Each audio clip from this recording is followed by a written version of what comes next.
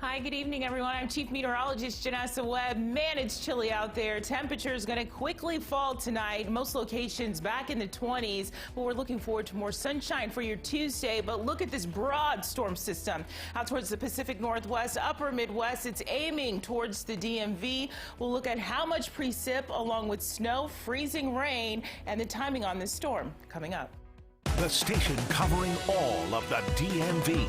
This is DC News Now.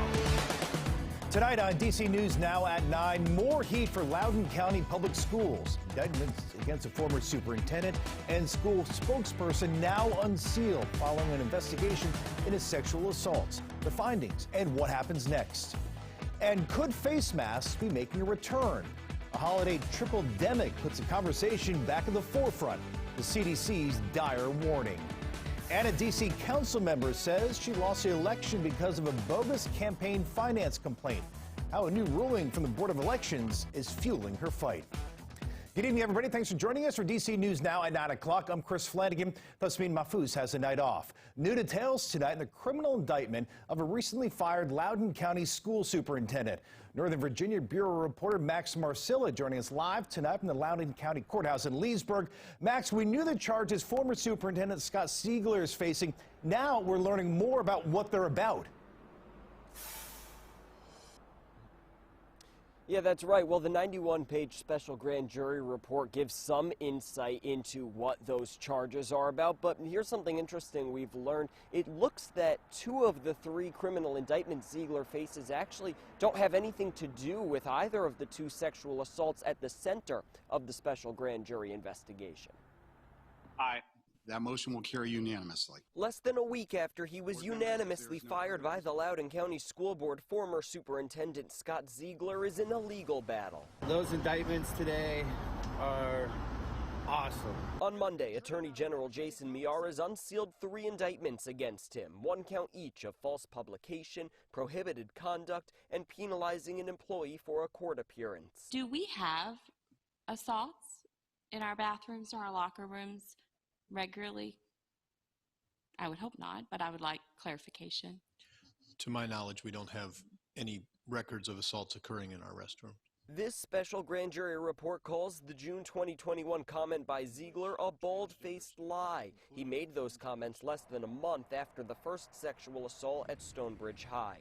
Records from the special grand jury say the false publication indictment is because Ziegler unlawfully, knowingly, and willfully stated, delivered, or transmitted any false and untrue statement, knowing the same to be false or untrue. I wish I could have seen you guys in handcuffs, but tomorrow at 2 o'clock will be good enough for me. Ziegler and school spokesperson Wade Byard, who was indicted on felony perjury by the special grand jury, are expected in court Wednesday. Byard was placed on leave from LCPS on Monday.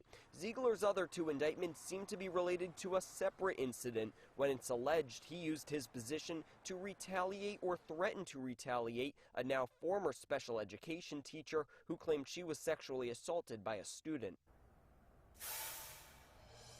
So 2 o'clock tomorrow, both indicted school officials will be here at the Loudoun County Courthouse for their preliminary hearing. Set 2 hours after that is actually a Loudoun County School Board meeting where the body is expected to discuss recommendations the special grand jury put forward. Reporting live from Loudoun County, Max Marcilla, DC News Now. Max, thanks. Well, a man, Montgomery County police say killed a pregnant woman, and then a gas station store clerk is denied bail. Tory Moore appeared in court for the first time today. He was charged last week for murdering a 61-year-old gas station employee in White Oak. A search warrant to Moore's home then led police to a decomposing body. Police say the body belonged to a 26-year-old woman who was 8 months pregnant at the time of her death. Coming up in the next half hour, our Alyssa Gale joins us outside the courtroom with more. And new tonight, a former Loudoun County priest will spend up to a decade behind bars. He's pleading guilty to sexually abusing a teenager back in the 1980s. Prosecutors say the abuse happened in 1985 while Scott Azalone was working at St. Francis de Sales Catholic Church in Purcellville. When his arrest was first announced in 2020, David Grosso, a D.C. council member at the time, came forward as the victim. The CDC is once again urging the public to wear face masks indoors. Respiratory viruses are continuing to spread, putting pressure on the healthcare system. DC News Now's Daniel Hamburg joining us live at the George Washington University Hospital in DC. And Daniel, right now there's no mandate to wear masks. No, that's right, Chris. Doctors tell me that these masks can only help and they can't do any harm. But the decision on whether there is a mask mandate is up to local governments, and so far we have not seen any new changes here in the DMV. Now, I did talk with a doctor from Sibley Memorial Hospital in D.C. telling me he's seeing a lot of COVID with flu or RSV with flu cases, meaning it's not just one virus, but sometimes up to 3 at the same time. That triple-demic of flu, COVID, and RSV is crowding emergency rooms in the DMV. According to the most recent data from the CDC, levels of COVID remain mostly low in the DMV, but when you take a look at the map of flu cases, spread is very high, with DC being the worst in our area. So is now a time to bring back masking indoors? Some of the people we talked with in DC are okay with another temporary mask mandate, and doctors say it's an easy way to keep others safe and out of the hospital. I'd be fine with it. I'm usually fine with whatever the CDC and science recommends. If it makes people feel safer or if it's actually doing something, then there's all to it. You know, let's re-up the mask situation. It would behoove you, if you want to have a enjoyable and healthy holiday period, to consider wearing a mask if you're going to the mall, if you're going to crowded indoor venues. Now, masking, of course, is being recommended in big cities like LA and New York City. I did reach out to the health department today. They did not get back to me on the question of if masking will be brought back indoors. I do know they are holding a press conference tomorrow afternoon to encourage people to get their flu and RSV vaccines. We're live outside of the George Washington University Hospital in D.C. Daniel Hamburg, DC News Now. Well, tonight, D.C. is activating its first cold weather emergency of the season. It comes as temperatures are expected to go pretty low overnight. Now, under the emergency activation, emergency shelters are open, so those experiencing homelessness can dial 311 for a free ride.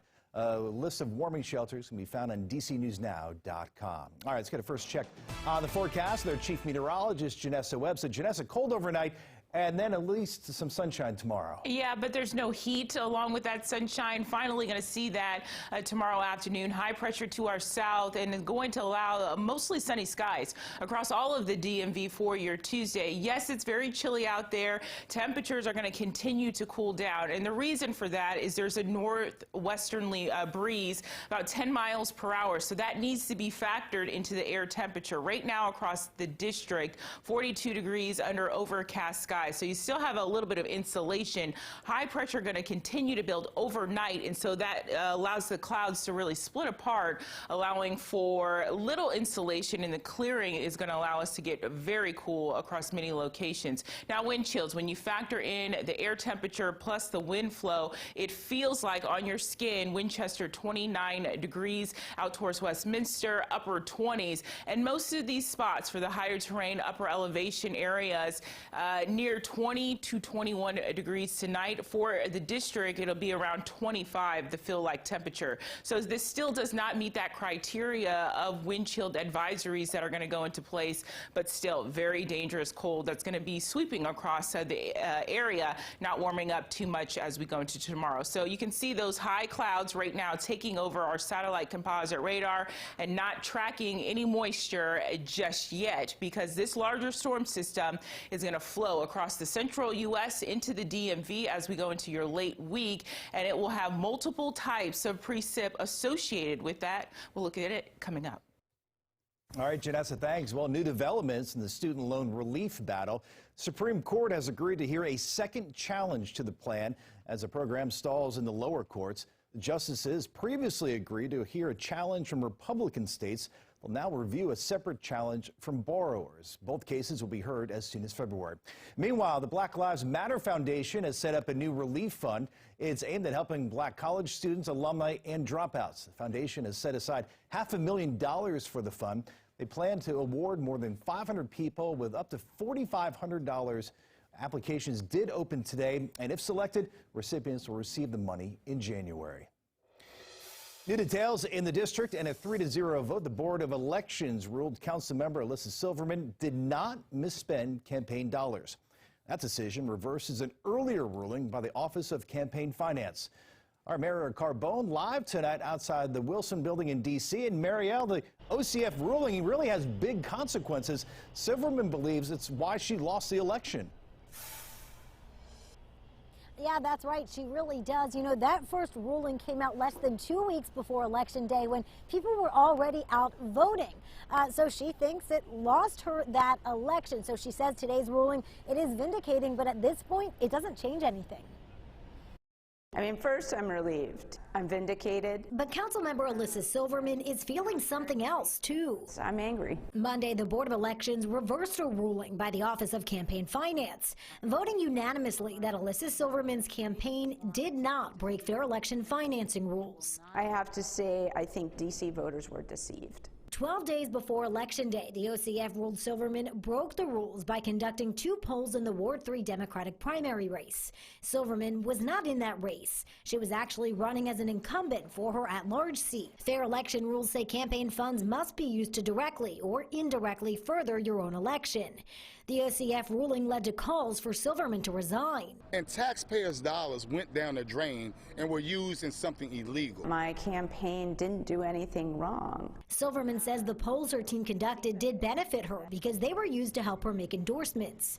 Monday, the Board of Elections agreed. An endorsement decision is obviously a valid campaign-related activity. Silverman went on to lose her re-election. Do you feel like this cost you the election?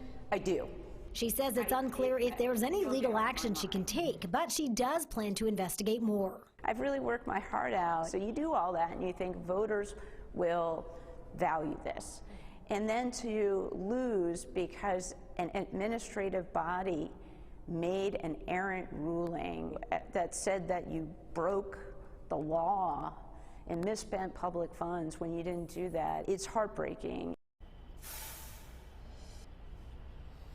And I did speak to Ron Moten, the activist you heard in that story. He says he stands by what he said last month, that he did feel and does feel that Silverman should have resigned over all of this. Meanwhile, the Board of Elections, it did agree today that the rules for campaign finance are a little vague and that it could be beneficial for the Office of Campaign Finance to rewrite these a little more clearly.